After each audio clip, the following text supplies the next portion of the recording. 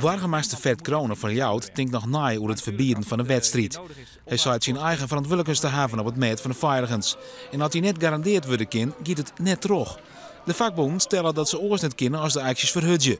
De CAO-onderhandelings zitten vast. Wij zijn in beperkte mogelijkheden met het voeren van acties en dit is er toch één van. Waarom kies je hem hier dan toch voor? Wat wil je hem bereiken?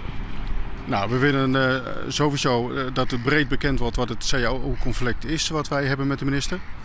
En we vragen toch ook begrip van de burger. Bij Cambuur binnen ze net blij met de acties. Directeur Gerrit van der Belt neemt zichzelf dramatisch. Het is een heel vervelend moment, zo aan het eind van de competitie. Dit betekent dat er praktisch geen inhaalmogelijkheden zijn. Met name omdat het een risicowedstrijd is. Dus die moet altijd bij daglicht gespeeld worden.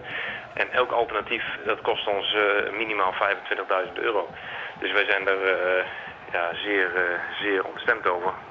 Burgemeester Kronen liet weten zo gauw als mogelijk een besluit te nemen.